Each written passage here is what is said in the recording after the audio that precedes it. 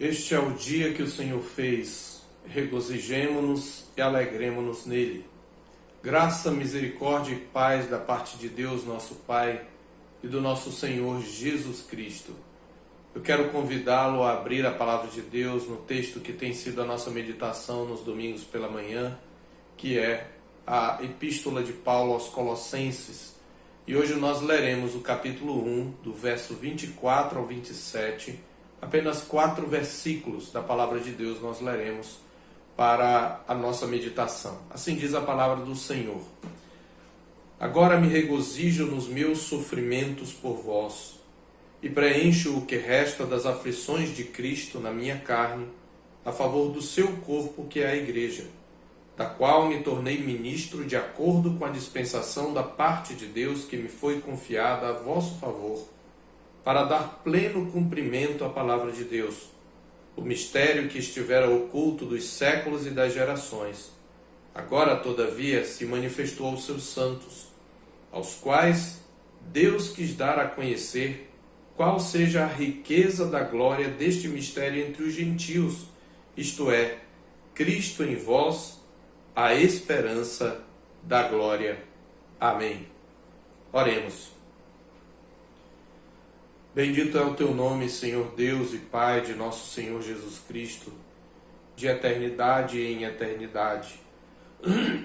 Nós nos achegamos a Ti por meio de nosso Senhor Jesus Cristo, nosso intercessor, fiel sumo sacerdote, e aquele que por nós entrou no Santo dos Santos, para suplicar que o Senhor dirija a nossa meditação nesta manhã, neste dia que é o dia do Senhor, a fim de que possamos, ó Deus, ter os olhos abertos pelo Teu Santo Espírito, para compreendermos esta sublime mensagem que traz a verdadeira esperança para aqueles que nela creem.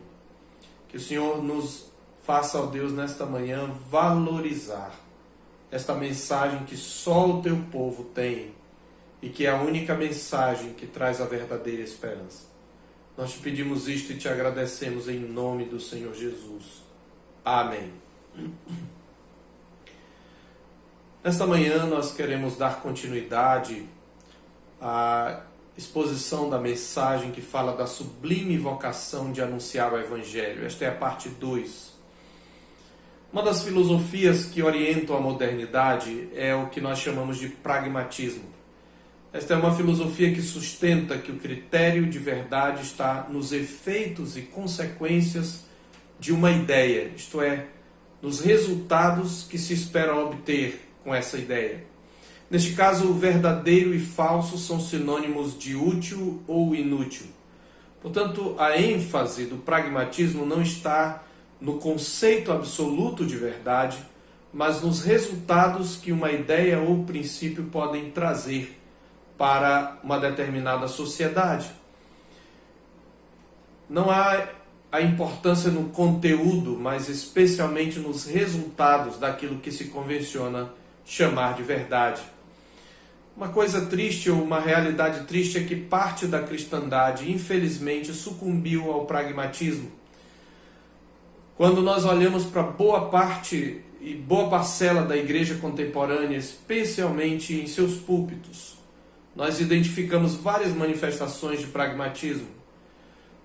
Entre elas nós podemos identificar, por exemplo, o que nós chamamos de evangelismo de poder, que alega mudar de maneira completa e perfeita a vida das pessoas, oferecendo o céu na terra por meio de orações fortes, de campanhas de milagres.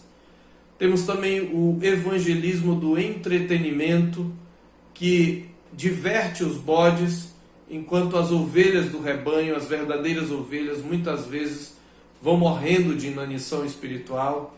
E temos ainda o evangelismo da autoajuda, que afaga o ego dos pecadores ao invés de chamá-los ao arrependimento.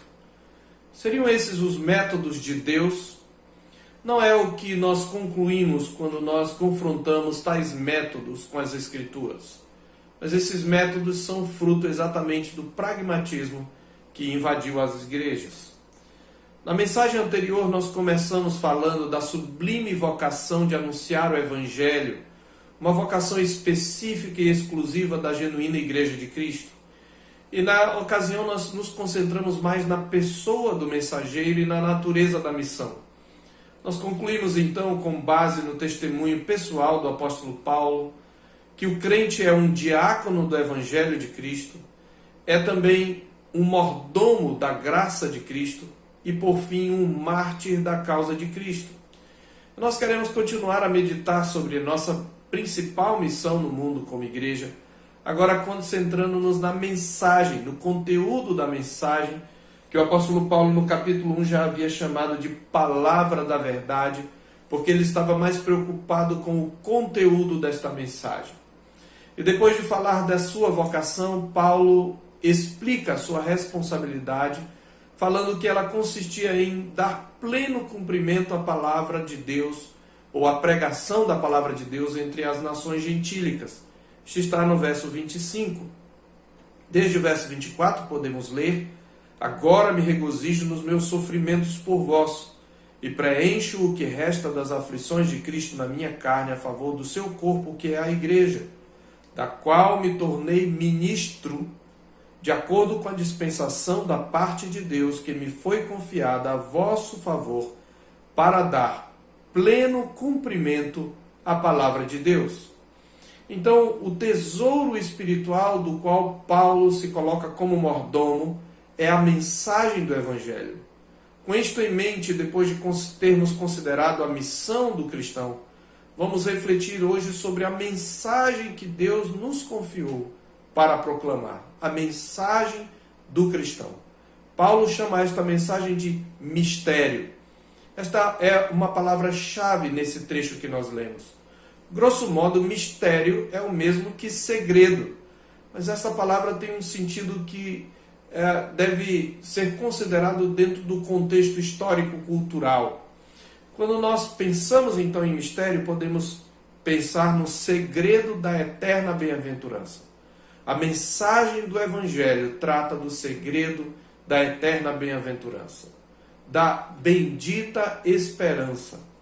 Mas para nós compreendermos o conteúdo dessa mensagem, nós precisamos entender um pouco o que significa mistério, particularmente no contexto em que Paulo escreveu. E nós precisamos tomar aqui dois contextos distintos que se complementam para dar para nós uma compreensão. Podemos dizer três contextos. Primeiro, nós temos a palavra mistério no contexto da literatura apocalíptica rabínica ou judaica, aquela literatura que floresceu especialmente no período interbíblico. Essa literatura que floresceu nesse período entre os dois testamentos revela um judaísmo muito influenciado pela cultura persa. Nessa literatura, a palavra mistério referia-se às realidades ocultas guardadas no céu ou nos planos de Deus, mas reveladas ao profeta ou vidente a quem ele revelava as coisas espirituais. Estas realidades, no entanto, também tinham alguns traços, nesse período, do esoterismo pagão. Muitas dessas práticas, inclusive, têm sido perpetuadas hoje nas religiões ocultistas e, inclusive, em algumas facções do próprio judaísmo. Com este sentido, a palavra era geralmente usada no plural. Mistérios diziam respeito a verdades ocultas a serem reveladas a um vidente. Mas também nós temos, em segundo lugar, a palavra mistério utilizada na linguagem dos próprios hereges que Paulo está combatendo aqui em Colossos. Sob a influência tanto das religiões pagãs de mistério da época, quanto provavelmente da apocalíptica judaica, os falsos mestres de Colossos falavam de mistério num sentido mais esotérico, num sentido místico, referindo-se a ensinamentos secretos ligados a certos ritos e cerimônias que eram ministrados somente aos iniciados, mas que eram ocultos ao povo em geral.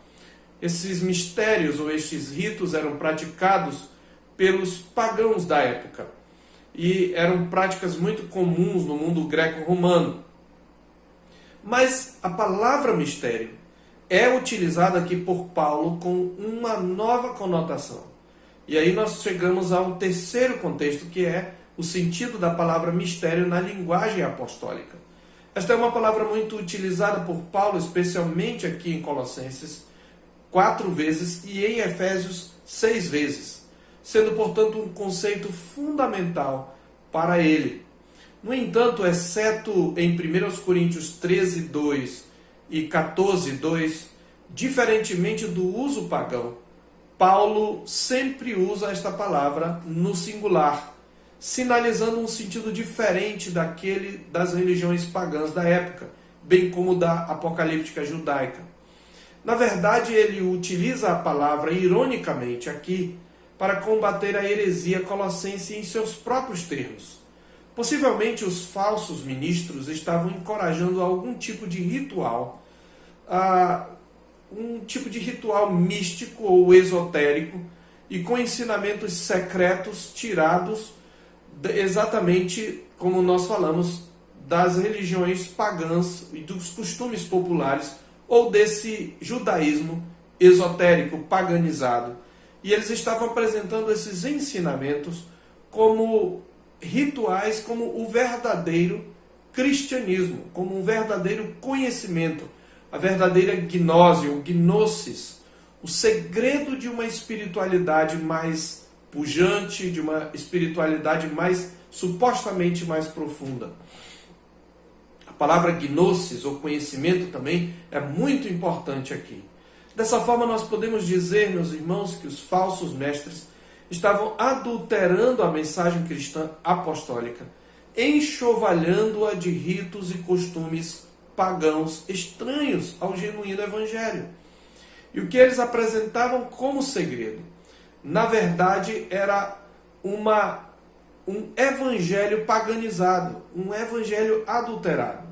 E contra esse falso ensino, e usando seus próprios termos, Paulo destaca que o mistério, o segredo de Deus não consiste em um conjunto de ensinamentos ou rituais secretos. Também não era algo restrito a alguns iniciados, mas era uma mensagem a ser proclamada abertamente a todas as nações. Paulo utiliza o mistério no sentido de que esta mensagem estava oculta das nações no passado, especialmente no período da Velha Aliança, mas agora ela fora revelada através dos apóstolos. Era uma mensagem que os profetas haviam anunciado no Velho Testamento em mistério, que não tinha o seu sentido pleno ainda compreendido, sobretudo pelas nações, mas que agora havia sido revelado.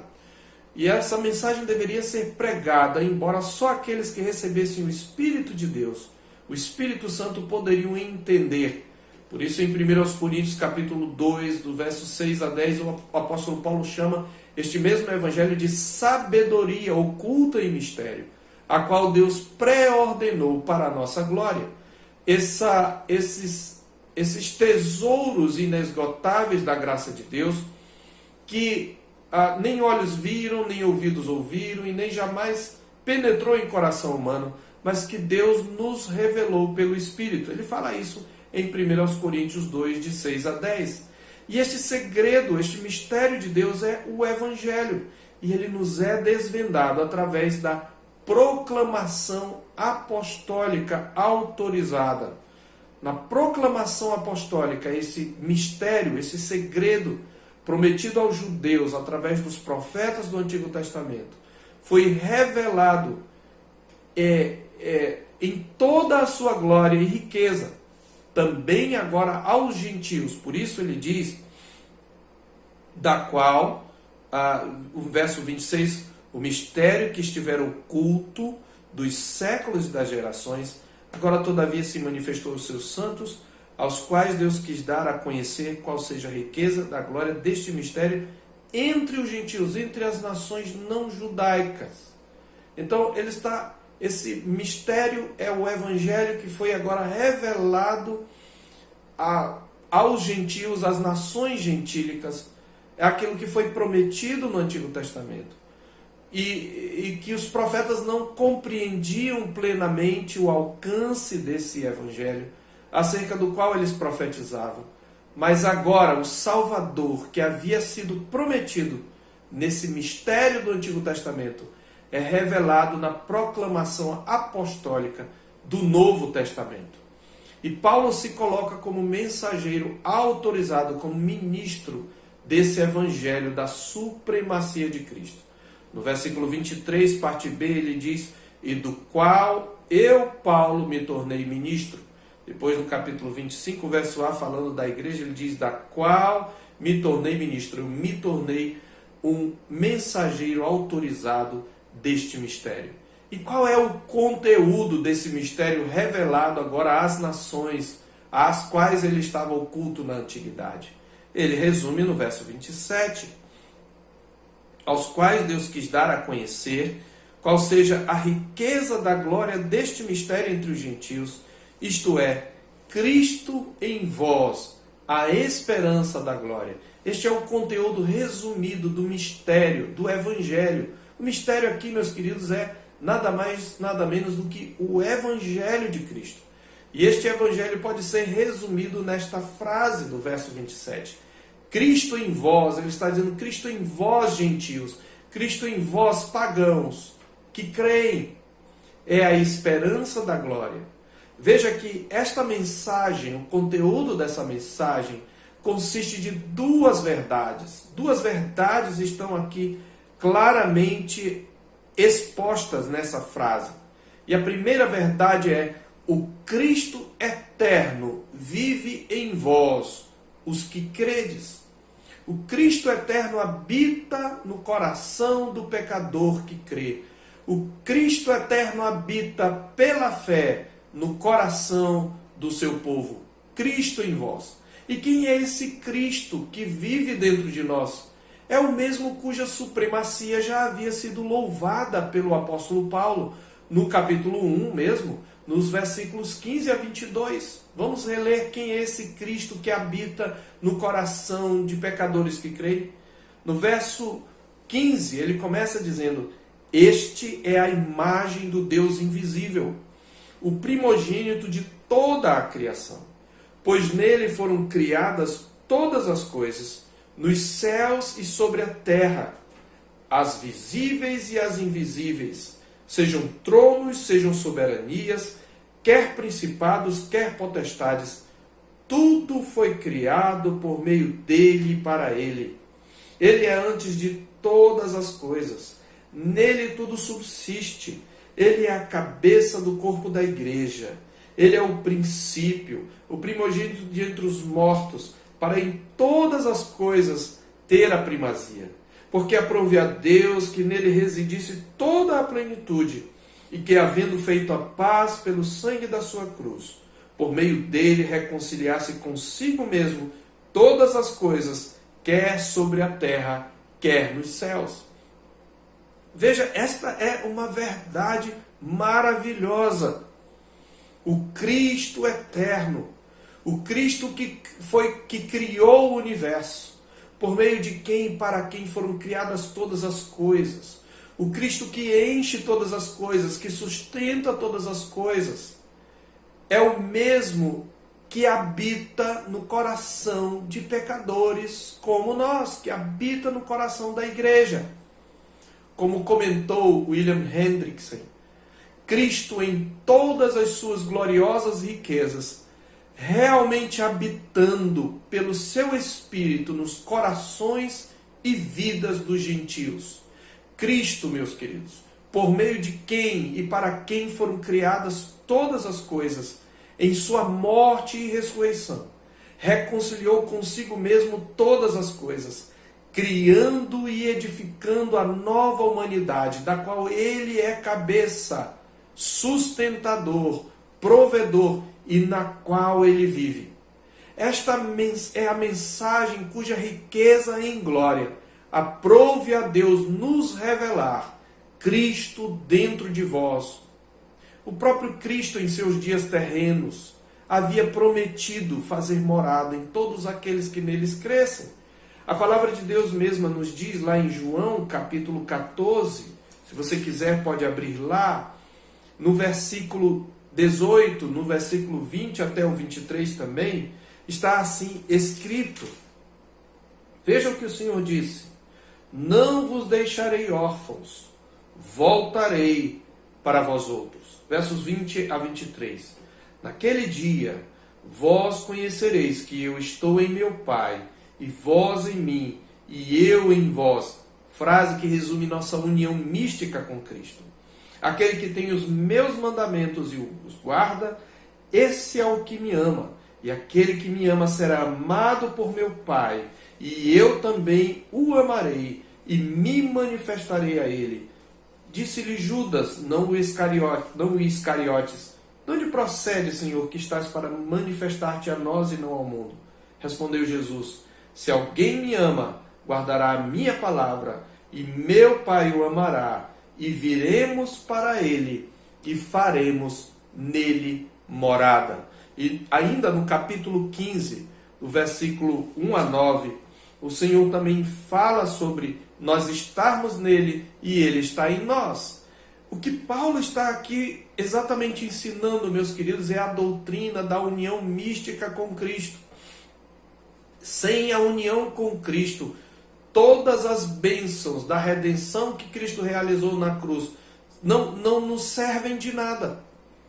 As bênçãos realizadas por Cristo na cruz, na sua morte e na sua ressurreição, elas só nos são comunicadas por causa dessa união pela qual Cristo habita em nós, por meio do seu Espírito, e consequentemente o Pai habita em nós, porque ele diz: eu e o Pai habitaremos e faremos dele morada, porque ele é um só Deus trino, por meio do seu Espírito ele habita em nós. Ele rogou ao Pai por isso. Lá em João ainda, no capítulo 17, eu quero que, se você puder, você abra nesse Evangelho de João, no capítulo 17, do versículo 20 até o 26, o Senhor Jesus assim ora ao Pai: não rogo somente por estes, mas também por aqueles que vierem a crer em mim por intermédio da sua palavra, a fim de que todos sejam um. E como és tu, ó Pai, em mim e eu em ti, também sejam eles em nós, para que o mundo creia que tu me enviaste.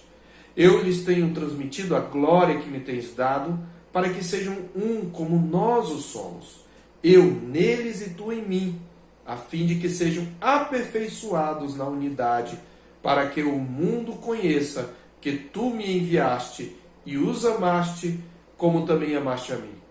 Pai, a minha vontade é que onde eu estou estejam também comigo os que me deste, para que vejam a minha glória que me conferiste, como que me amaste, porque me amaste antes da fundação do mundo. Pai justo, o mundo não te conheceu, eu, porém, te conheci, e também estes compreenderam que tu me enviaste. Eu lhes fiz conhecer o teu nome, e ainda o farei conhecer, a fim de que o amor com que me amaste esteja neles, e eu neles esteja. Eu neles e tu em mim. Veja, nós temos contato com o Pai por causa da nossa união com Cristo. Eu neles, Cristo em nós. E o Pai em Cristo, porque o Pai e Cristo são um só Deus. Isto tudo acontece pela habitação do Consolador em nosso coração. Então Cristo rogou por essa habitação dele em nós, ao Pai, e certamente o Pai o respondeu, o Pai lhe concedeu aquilo que ele pediu. É por isso, meus queridos, que Paulo, falando dessa união com Cristo, pela qual habita Cristo nos corações pela fé, ele falou lá em Filipenses capítulo 1, verso 21, porquanto para mim o viver é Cristo e o morrer é lucro. E ele diz ainda em Gálatas 2:20, logo já não sou eu quem vive, mas Cristo vive em mim. E este viver que tenho na carne agora, que agora tenho na carne, vivo pela fé no Filho de Deus que me amou e a si mesmo se entregou por mim. Cristo, o Cristo eterno, o Cristo bendito, o Cristo glorioso, que é a imagem do Deus invisível, em quem habita corporalmente a plenitude da divindade, habita no coração daquele que crê. Você já tem esta certeza, meu querido, de que Cristo vive em você por meio do seu Espírito? Se você tem, deve certificar-se da outra verdade que decorre dessa primeira. Nós falamos que são duas verdades. Primeiro, Cristo habita no coração de pecadores como nós. E a segunda é, porque Cristo habita em nós, esse Cristo que vive dentro de nós é a esperança da glória eterna. Cristo habitando em nós é a verdadeira esperança. Nada mais é preciso. Nada mais é preciso. O Novo Dicionário Internacional de Teologia do Novo Testamento assim comenta esta verdade. Antes do início do tempo, Deus, na sua sabedoria, predestinou a cruz de Cristo para a nossa glória. Isto é, tendo em mira nossa glorificação no fim dos tempos. É exatamente isso que está escrito em 1 Coríntios capítulo 2. 1 Coríntios capítulo 2. Aliás, exatamente, capítulo 2, versículo 7. Mas falamos a sabedoria de Deus em mistério, outrora oculta, a qual Deus pré-ordenou desde a eternidade para a nossa glória. Sabedoria essa que nenhum dos poderosos deste século conheceu, porque se a tivessem conhecido, jamais teriam crucificado o Senhor da glória. O que Paulo quer dizer é que este evangelho não é conhecido do mundo. Esta mensagem não pode ser reproduzida por nenhum grupo, nenhuma ideologia, nenhum tipo de filosofia que provém deste mundo. Ela é uma mensagem que vem de Deus, é uma mensagem divina. Cristo em vós é a esperança da glória. Continuando o comentário do Novo Dicionário Internacional de Teologia, aquilo que já foi preparado no céu e prometido na profecia do Antigo Testamento, agora ocorreu no tempo e na história. Os poderosos deste século não conheceram o segredo do decreto divino, mas só aquele que, iluminado pelo Espírito Santo, agora o reconhece em submissão humilde. Nós vimos as promessas da glorificação eterna para aqueles que creem, meus irmãos, em Cristo, abundantemente repetidas no Novo Testamento. 1 Coríntios 2, 9 e 10. Nem olhos viram, nem ouvidos ouviram, nem jamais penetrou em coração humano o que Deus tem preparado para aqueles que o amam. Mas Deus não o revelou pelo Espírito. E isto através do Evangelho. Em Romanos 8, de 18 a 25 diz: porque eu tenho para mim, tenho por certo, que os sofrimentos do tempo presente não podem ser comparados com a glória por vir a ser revelada em nós.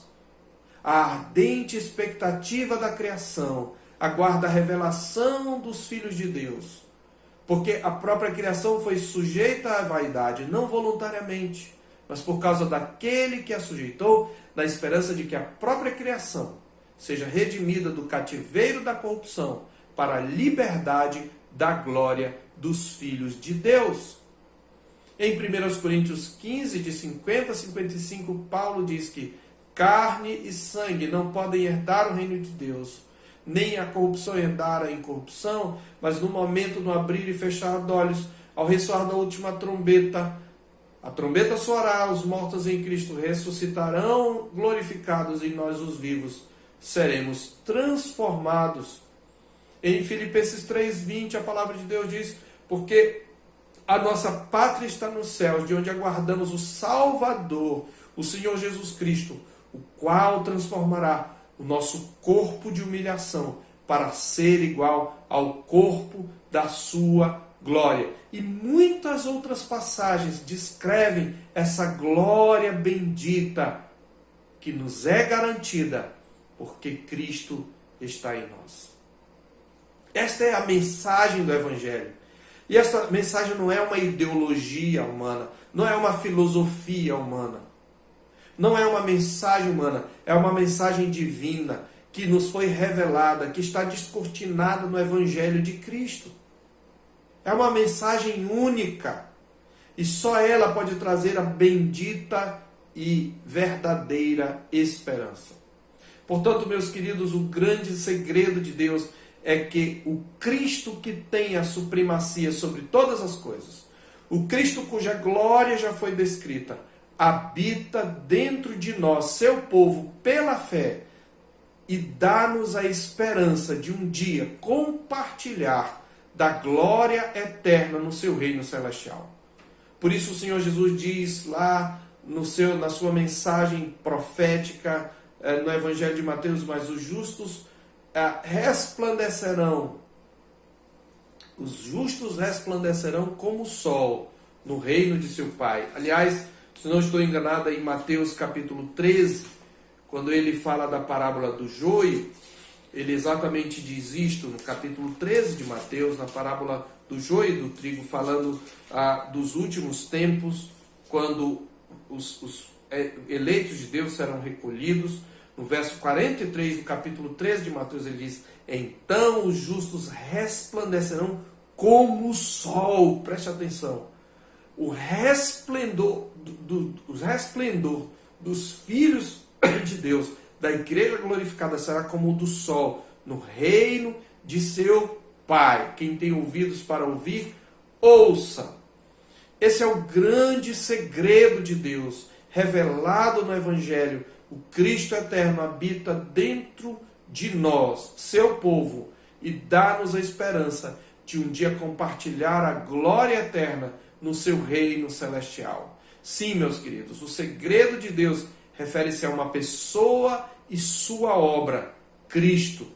O Evangelho não fala de verdades místicas e esotéricas, ele não fala de espetáculos, ele não fala de ritos mágicos, ele não fala de ideologias políticas, mas ele fala de um evento histórico, o Cristo morto e ressurreto, cabeça da criação, agora na sua igreja, habita agora na sua igreja, para realizar o propósito redentor de Deus. Meus queridos, eu quero concluir aplicando rapidamente esta mensagem. Esta mensagem, Cristo em vós, a esperança da glória, em primeiro lugar, é a mensagem exclusiva da igreja. A igreja pode pregar alguma coisa sobre ideologia, a igreja pode praticar ação social, mas ao fazer isto a igreja não estará fazendo nada de diferente do que qualquer outra comunidade neste mundo pode fazer. Certamente o Evangelho tem implicações políticas, mas ele não é, em primeiro lugar, uma mensagem política. Ele tem implicações políticas porque ele dita qual deve ser a nossa postura diante das ideologias do mundo. Mas o Evangelho é uma mensagem única. É uma mensagem que só a igreja pode proclamar e uma esperança da qual só a igreja pode testemunhar. Por isso, meus queridos, se nós abandonarmos o Evangelho e substituirmos o Evangelho, não haverá genuína esperança para o mundo. Em segundo lugar, esta mensagem é a mensagem suficiente da igreja. Não só é a mensagem exclusiva da igreja.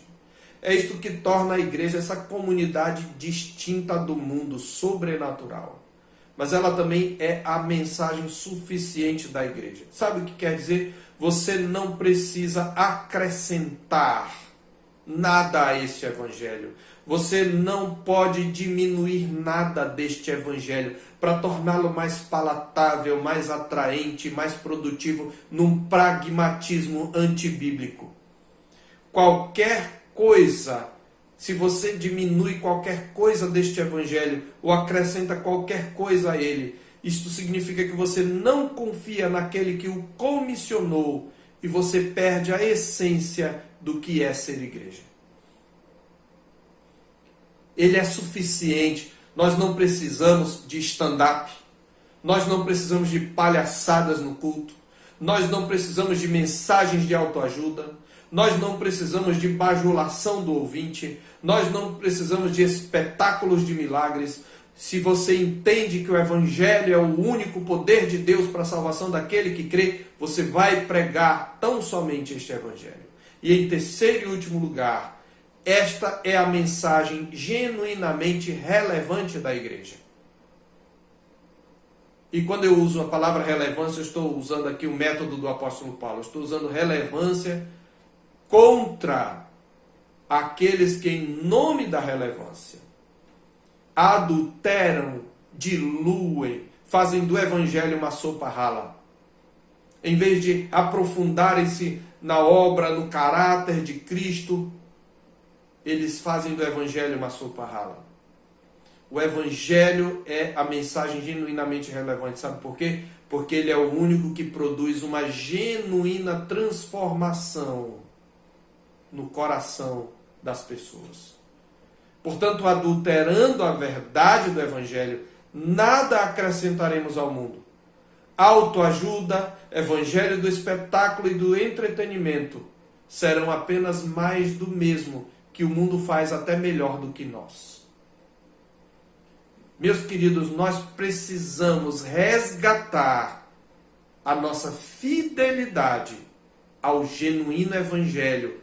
Cristo em vós, a esperança da glória. A união com Cristo é o segredo da genuína esperança que este mundo não conhece, que não está circunscrita às coisas desta vida, porque as coisas desta vida perecem, mas que diz respeito a novos céus e nova terra, nos quais habita a justiça. Que o Senhor Deus nos dê alegria em testemunhar essa verdade. Que Ele nos mantenha fiéis a esta verdade. Que Ele não nos deixe nos desviar dessa verdade, diminuindo-a, acrescentando coisas a ela. Que nos concentremos na verdade do Evangelho e possamos anunciá-la como Paulo faz a todo homem, advertindo a todo homem e ensinando a todo homem em toda a sabedoria, a fim de que apresentemos todo homem perfeito em Cristo. Sobre isto falaremos na próxima mensagem, quando nós falaremos dos métodos do anúncio dessa verdade. Que o Senhor Deus nos abençoe e aplique a sua palavra ao nosso coração e nós possamos ser uma igreja fiel ao Evangelho de Cristo. E que a graça do nosso Senhor e Salvador Jesus Cristo, o amor sacrificial de Deus, o Pai, e a comunhão do Espírito Santo seja conosco e com todo o povo de Deus, agora e para sempre. Amém.